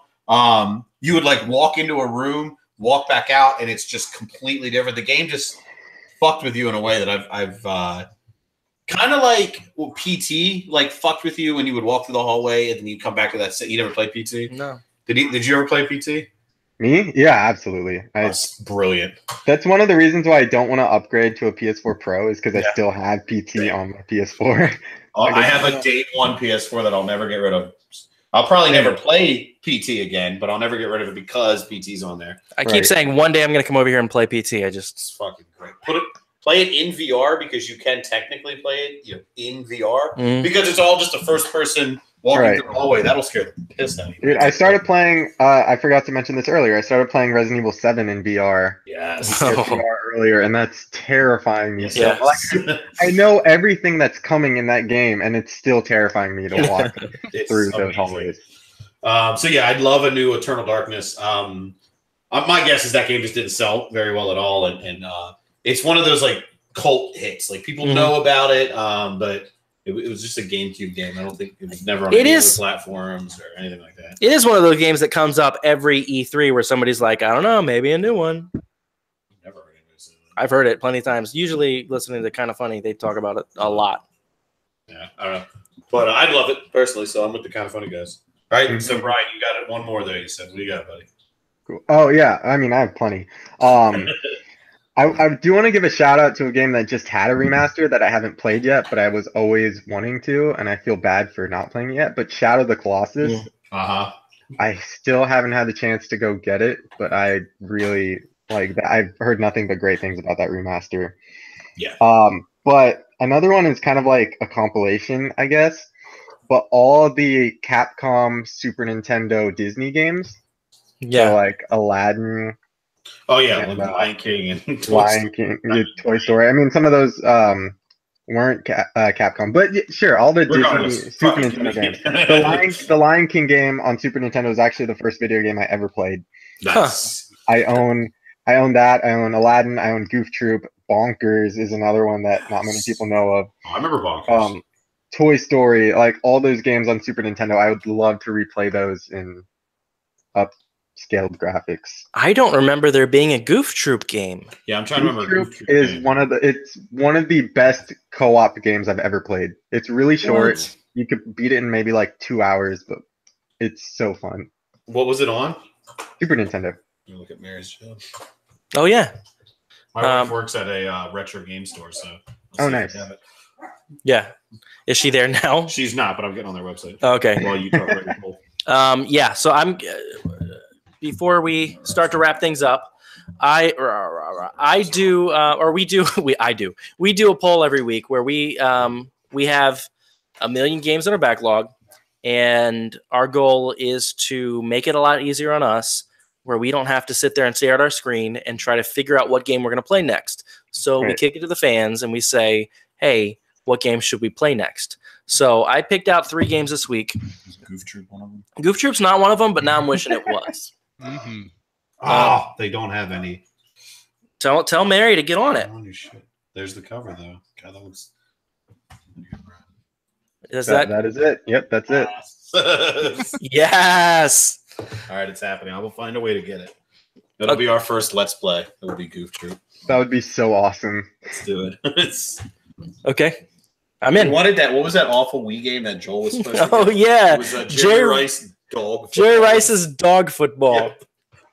I've never heard of that game. There's like one copy within 200 miles, and it was in like Joel's backyard, a guy who used to be on the show, and he never picked it up for us. And now that game was Jerry Rice, but you played flag football with dogs. Yeah, looks pretty fucking awful, but I have to play it. Yeah.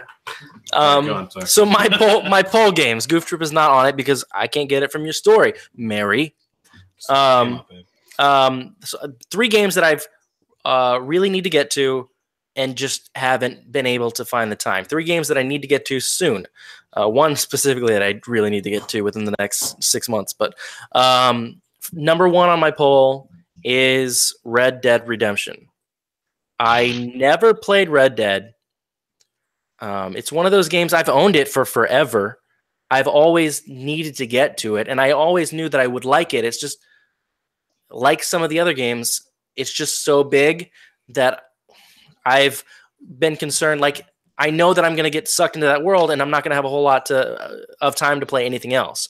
But I need to play it because Red Dead 2 looks amazing. The new story trailer.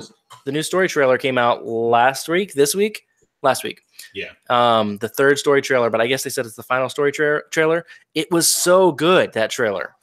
Yeah. But yeah, I have the same thing with you. Like, it's like a Rockstar fatigue. Like, I'll get like 7 hours in. I'm like, I'm having lots of fun. I don't know what the story is, and I don't know that I care, and I don't know that I want to go back. And it is not a knock on Rockstar games. It's just they give you too much to do, so you don't care about the game. Which is why, like, some of the few Rockstar games I've beaten is the Max Payne series because they're linear. There's no fucking around. So, but yeah, I'm with you on that. So I'm kind of in the minority on Red Dead. I'm not a fan of Westerns. Okay. So it never appealed to me. I've never played the first one. All the trailers I've seen for the second one, I'm like, this is clearly going to be a great game. It's just not a game I'm going to play. And that's the same thing with like Grand Theft Auto. I got Grand Theft Auto 5, and it's a great game again, but I put like 60 hours into that game and never even got to the first heist because I just found myself distracted by everything else in the world. It's just like, that's not necessarily what I like to do because, like I mentioned earlier, I just love story-heavy games. Yeah, see, I'm the same way, and the fact that you say that word is what worries me too. I got GTA 3 and GTA 4 and GTA 5, and it was the same arc with all of those games where I got it. I started playing it, and I was like, whoa, this is really cool. Hey, check out all this cool stuff I can do. All right, let me play some of the story. I'm done. I'm just kind of doing the same thing over and over again. I'm good. And I'd stop playing 4, 5, 6 hours in with all of them. So that's what worries me about Red Dead 2. But I feel like it's one of those games where you have to play. But I'm so envious that you can just say, that game's not for me. So I can't. It's rated so high that I'm like, well, I have to play it. Right. Like everybody talks about it. I have to know what it's like. I gotta be honest. I saw that trailer and I went, okay. Like I'm not as blown because there's so much. I'll just pull you. If I want to get my Western fix right now, I'm just gonna watch Westworld because it's just fantastic. But it just felt like every fucking Western that's ever been made, and I was just like, I mean, yeah, same thing. I'll totally play it, but I'm not like kicking the door down to play it right now because it just, yeah, I mean, cool story trailer, but again, I challenge you to watch any Western trailer for any Western movie ever, and it's exactly that. That's true, it's but the exact same thing. I don't know. But you can't play that, so it's different. Exactly. Dan, you liked Red Dead, right? Loved it. Yeah. Yeah, it was. Yeah, stand up to these punks. You guys suck. All right, no, what I'm saying. Listen, it was really big. It's a really big undertaking for sure. If you're going to try that one this week, but I enjoyed it. You know, it was a good story. It was. I mean, it was so long ago. So I mean, but it's just huge, and there's so much to do. Just like you guys said, you know, you got to get lost in the side quests, and I don't know. I mean. That's going to be a rough one. You're going to do that one in a week. Well, I'm not going to finish it. I know for a fact. If it gets voted in, power through it. I'm not going to finish it. So sorry, that's game number 1 on my poll. Yeah. Game 2, Life is Strange Before the Storm. Nope. I know Dan's feelings on that game. I feel like that's another one. I didn't like the. That's been on your poll before. I don't think so. I've talked about it before and ended up not putting it on there. I didn't like Life is Strange very much. Hella.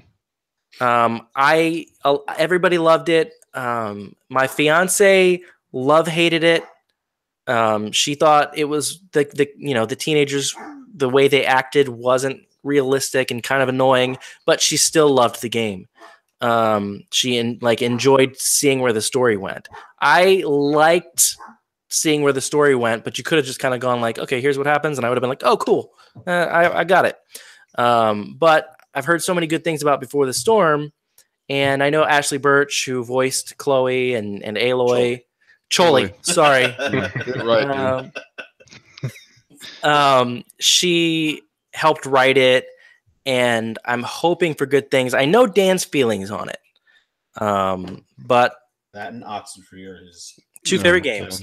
He wants them remastered. Yep, that's what I want, and a sequel. Did you play Life is Strange, Brian? I started it. I haven't finished it, which is surprising for me because it's a Square Enix title. Oh yeah, that's right. So I've actually heard opposite from what you've been saying. A lot of people love Life is Strange, but they're not as big into Before the Storm. I was actually going to say the same thing. I hear more negative things about Before the Storm, especially when held up to the first one. Like, right.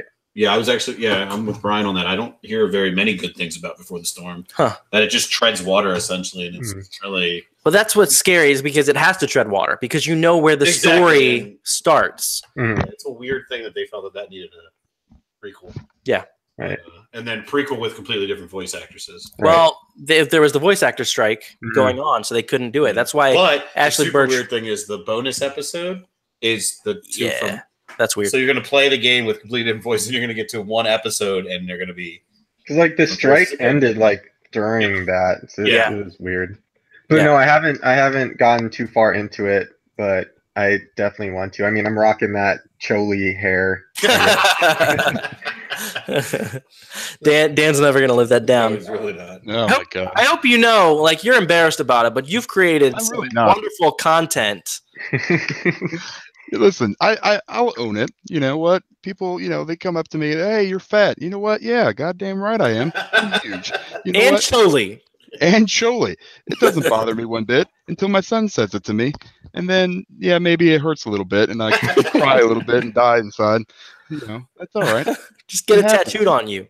Right. Yeah. Really own that shit, man. Own it. Just have it tattooed on you. I'm fat, Choli. Yeah. With a big, picture of, Choli, Moretz, Grace, whatever the hell her name is. I can't remember her name. Just get Chloe Grace Moretz, Chloe Bennett, Chloe from Life is Strange, just all the Chloes. That one will never be on my body. Absolutely not.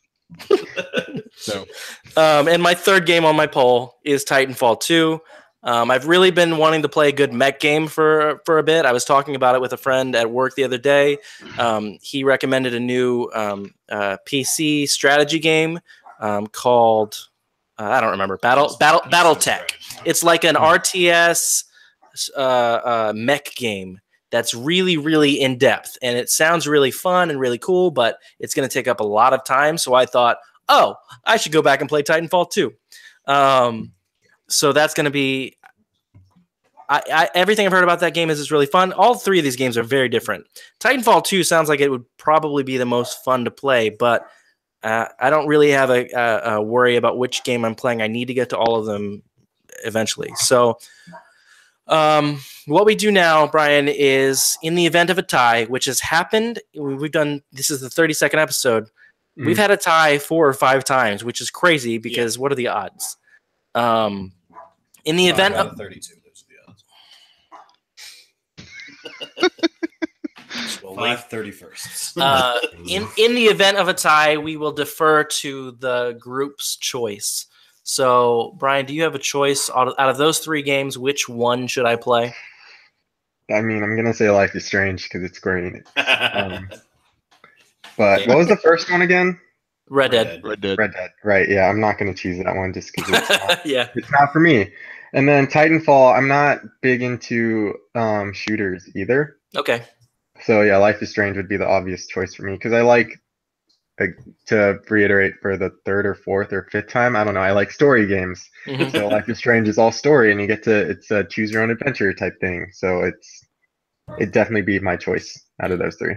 I almost put the Telltale Guardians of the Galaxy game on here in place of Red Dead.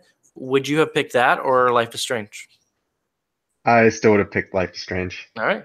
As much as I love Marvel. Marvel Comics is a big thing that I love to geek out about. I still would probably choose Life is Strange. Okay.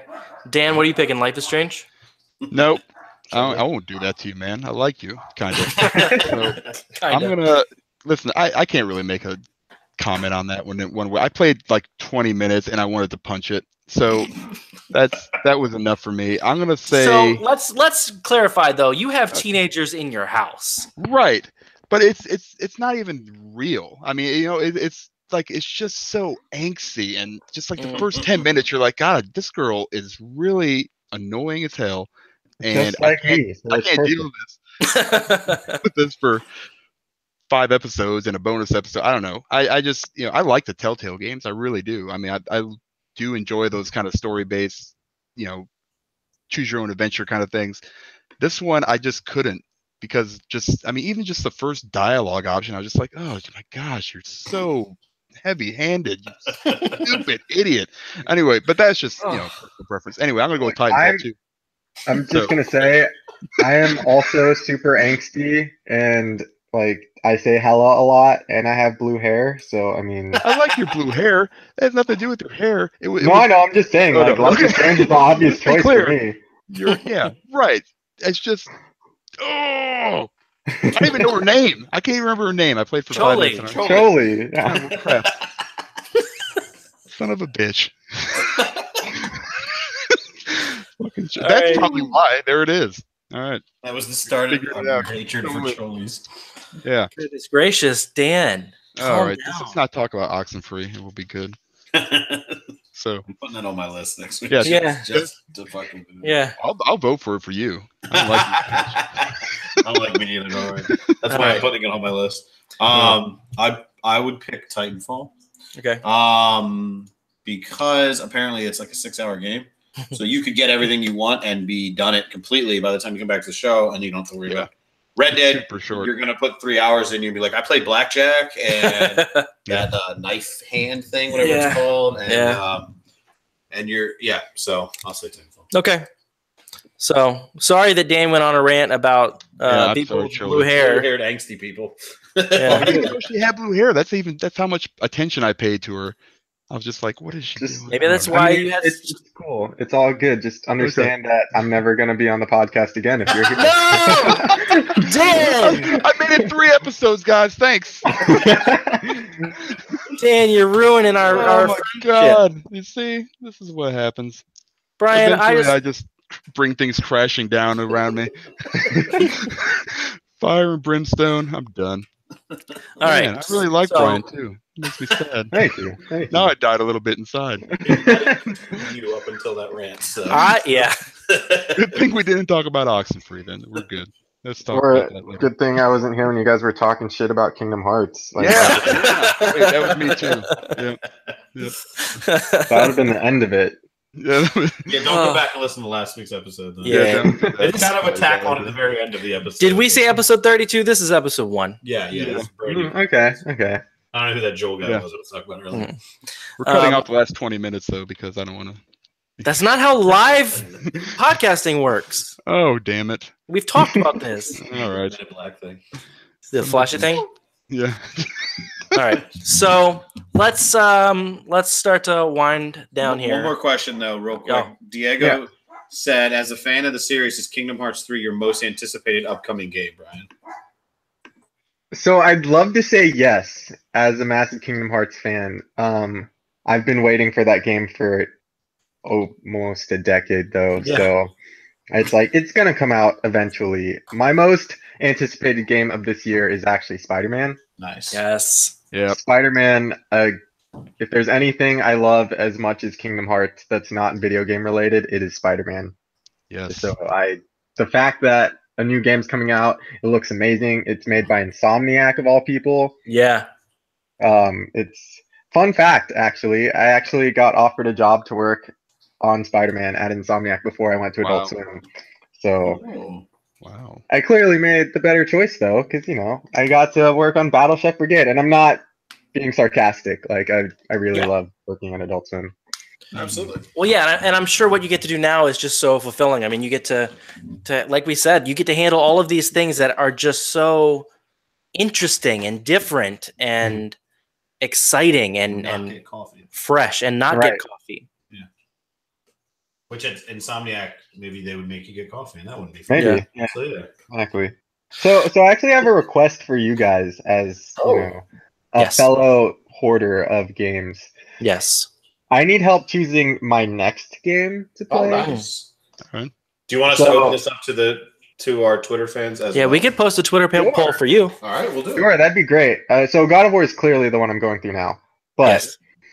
I'll make it easy and just stick to PS4 because if I went through my entire game collection, that poll it'd go on for Yeah. days. So I'll pick 3 games myself, I guess. South Park: The Fractured Butthole. Okay. I only played about 30 minutes of it, and I loved The Stick of Truth, so that might be the one. Uncharted: The Lost Legacy. Mm. I have not even opened that game. Oof. I'd love to play it. And then the third one, oh crap. I just saw it and then it lost me for a second. To give myself a JRPG, the Secret of Mana reboot. Oh, nice. Remaster. I went out of my way to get a physical copy of that game. Still haven't played it either. So Okay. So now we will vote as well. Yes, Yeah, we let shall me vote. It's an easy vote for me, unfortunately. Uncharted Lost Legacy is really great. South Park Fracture But Whole is like special good. Like it's just so there was never a moment in that game where I wanted it to end. Like I just wanted to keep going forever. That said, the DLC is out now and I still haven't gone and played it. But it's an amazing, like it's such a fun game and it's funny and stupid but meaningful. It's a really great game. So that's Yeah. I realized as I was saying that, like I was taking all the things that you were gonna say. And what's cool is it literally picks up as soon as Stick of Truth ends. Yeah. Like they literally walk outside from that last battle and they're like, we're not playing that anymore. We're playing Sephiroth now. And it's just It's great. Dan, was that what you were picking also? Yeah, I'll pick that too. Yeah. All right. Cool. Well, I feel like that's the winner. So Do you want the Twitter poll as well, or do you just want? you know what? Why not? All right. Yeah, let's do it. I mean, I could give you guys a list of 3 other games for Twitter to vote on, and I'll just do Fractured Butthole regardless. You could. I mean, The world is your oyster. Go ahead. Okay, fine. I'll do it. Rise of the Tomb Raider. Okay. Shoot.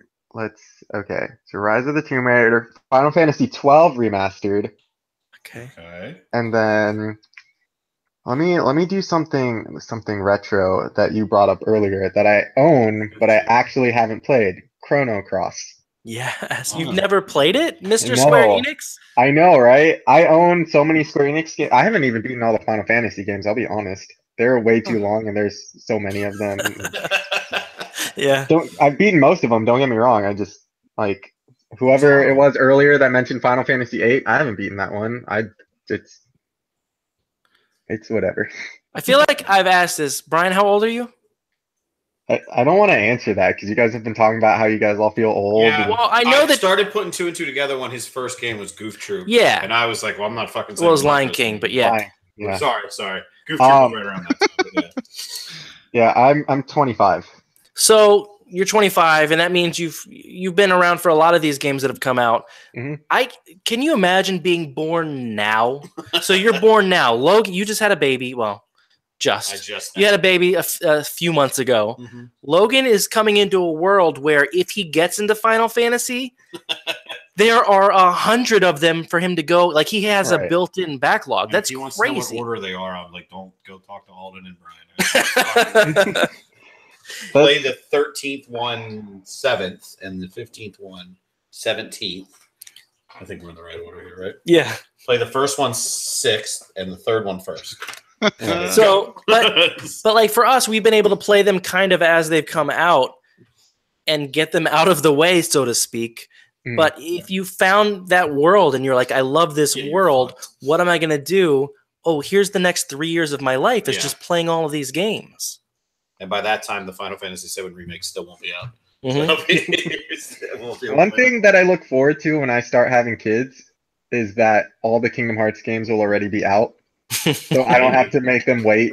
Well, yeah, you're right. Maybe. But I wouldn't have to make them wait to play them. I could just sit them down, and if I end up having kids and they don't like Kingdom Hearts, then they're gonna be named after Kingdom Hearts characters for no reason. Then it's like, Sora, you go to your room. Sora, you don't like Kingdom Hearts? Go, you're grounded, Sora. Take your sister Kyrie with you. Come on, Goof Troop. What are you doing? Anyway, but yeah, so you could just you could teach your kids Kingdom Hearts if they're smart enough to understand how all of those things work. It's algebra is nothing. That's true. So it's if they get into that, they're geniuses. It's a surefire bet. But out of your second round of games, I will vote for Rise of the Tomb Raider because I know nothing. I know what the other ones are, but I can't vote for those. So because I can't speak to those at all. Dan? Yeah, I'd say the same thing because Okay. exactly the same reasons. Chrono Cross. I figured. I can't believe you haven't played Chrono Cross. You can get that on the PlayStation Vita. But I have it on PS1, and I like to play like the original game on the original console that it's on. I don't do emulation that much. It's a good call. Now, do you have like an old school TV that you can play it on? Because I almost feel like that's one of those games where it would look better. Yeah, you're not wrong. I actually went through Final Fantasy IX not too long ago and just plugged in my PS1 into my like flat screen, and it looked awful. But I stuck with it for 40 hours. I was like, you know what? I'll do it. It's fine. Yeah. But I should be okay. Okay. Well, right. That's what I say, and I hope Twitter agrees, but I don't know that it will. Tomb Raider's got so much hype behind her. Yeah. Right now, Tomb Raider. Yeah, and you know, Aisha Tyler, man. You never know. It's true. If Aisha Tyler can win, then so can Chrono Cross. Yeah, just to clarify, Gotta write that down. Yeah, just to clarify, we all love Aisha Tyler. Oh, for sure. We're just surprised. Phenomenal. Yeah, Amazing. she's so fantastic in everything she does. She just doesn't seem like she would fit that part really what too do we well. know? Because Twitter picked her quite soundly, actually. We're dummies. What's funny is you text me and you're like, somebody actually voted for it. I'm like, yeah, what are they thinking? And then fucking 2 hours later, it's like, done. So, yeah. All right. Yeah, I'll put up Alden and Brian's polls and we put them up for 1 day, and then we can keep track of who's winning. So tomorrow night we should know who the winners are. Yep. So we need to wrap up for real. We've kept you so long, and I'm sorry. Definitely our longest episode. It's totally fine. The only person waiting up on me is my brother who wants to play Warframe all night. All right. So do you want to go? You want to go another couple hours? Because let's go, guys. All right. So I think you would do it better than I would. I would love to talk up your game before you go, but can you explain why people need to get Battle Chef Brigade before you go? Sure. I mean, I think you did a great job of talking it up, but the biggest point that we've mentioned before is that it's something that nobody's played before. I know some people in the chat I've been watching have actually mentioned that they've played it already and really enjoy it. I think her name was Tanya, was somebody that mentioned it. That's my fiance, but yeah. Oh, well, there you go. She really loves it, and that's great, and I appreciate that. But yeah, it's a very unique game. Like, you're not going to find a game like it. It's very anime inspired, so if you're really into cooking anime, you'd like that. But if you also really love simple games or you're just matching 3 things to level up, like, it's also there for you too. And the combat's really simplistic, so you're gonna have fun just mashing buttons and attacking things to bring them back and cook. And it's also not just like a simple game that you can go out and play, but it's also got a great story, and it's also got great characters, and it's challenging in many different ways, whether it's emotionally, it's going to sound weird, but it's challenging emotionally, because towards the end of it, you have, like, not necessarily a choice, but you kind of question the morale of some of the things that happen in the game. And it's so intriguing, and it's definitely, like, I don't want to say sleeper hit either, because it's got so many great reviews everywhere, and it's sold tremendously on the Switch. Yeah. It's just a game that you don't want to miss out on. It's so fun, and it's hard not to gush about it without sounding like this is a sponsorship and I want to get you guys all to buy this game. But I wouldn't be working on the game if I didn't genuinely enjoy it. Right. And that's not really something most people can say working in the games industry. Like, you'll have to work on games you don't like, and you have to work on games that you enjoy. And Battle Chef Brigade is definitely one of those games that I loved to work on and I love to play. And I've beaten that game, and no joke, at least 400 times at this point. And I would still go play it again. Wow. Awesome. Yeah, I with no hyperbole, like, I sat down and started playing it Sunday night, and my fiance Tanya, who talked about it in the chat, came into the room pretty early on and started watching. And, like, no joke, I mean, she loves anime, she loves cooking shows, she loves all this stuff. So, I loved it, but she sat down and just, like, almost started tearing up, and she was like, "This is amazing. What is this?" And then I told her what it was, and she went, "This is the guy that you're gonna have on the show this week?" And I said, "Yeah." And she's like, "That's so cool!" Like, she had no idea, and she loved that game so much. And I love it too. It's really great, but she's just like, I can't even begin. Like, she really was about to cry because of how cool it is. But except for one, so is it Food Wars? I don't remember what anime it is. Food Wars, they, like, I don't know how to say this. When they eat the food, it becomes a very sexual experience. So she did say, she did say, I do kind of wish when they ate the food, they acted the way they do in Food Wars. So she's a weirdo. What are they? I'll show you a clip of it. The food basically makes them have an orgasm. Yeah. Their clothes explode off like in Sailor Moon, and yeah. I think I only Tanya, you freaking deaky. after we watched after we played the game. Or is that No. Oh, I was like, That's- it's not a game. That's Food Wars. Sorry, that's Food Wars the anime. This game is rated E10 for everybody. Yeah. Sorry for that No tangent. clothes blowing off in this one. Yeah. Sorry for that tangent, Brian. No orgasm meals. No, this is great for everyone. It's great for the whole family. I do think I can't wait for it to come out for PS4. I don't know when it's going to happen. I wish you would have let that slip on the show, but whatever. Oh yeah, it's Tomorrow, it's out now. I'm just gonna pretend like I'm talking, but you can't hear me. Oh no, he froze again. Yeah. I do also think I'm playing it on Steam. I don't have a Switch. I feel like it'd be such a fun Switch game, to kind of always have that on you. Yeah, I was thinking the same thing. I was like, man, you know what? I haven't played my Switch for so long. It's just kind of collecting dust. While we were on here, I was like looking it up on like the eShop, and I was like, yep, that's gonna happen. 10 Yeah. So, But there's no Awesome. orgasm clothes. Yeah. So. Right. No, yeah. definitely not. That's the DLC that Brian can't. The food does look amazing in that game, though. Yeah. So Yeah. you Oh, may man. have an orgasm, is what Brian Yeah. said. Yeah. Right. Maybe your clothes fly off. Oh, believe me, we have this friend at work that's a chef, and she makes food inspired by games. And she came in and made Battle Chef Brigade inspired food, and it was the most delicious thing I've. She made 3 different dishes, and they were all amazing. All right, so Brandon's family's officially home because we've gone on too long. It's about to get really loud in here. Yeah, let's wrap her up. So it's getting really dark in my room, and I can see my screen fading. Yeah. All right, Brian, anything else you'd like to say before we go? Besides, thank you guys so much for having me. Nothing. It was absolutely a blast. These 2 hours flew by, and I love talking about games because that's my favorite thing on the planet, games. So Let's do this again sometime. Yeah, it was absolutely a pleasure. It was our pleasure.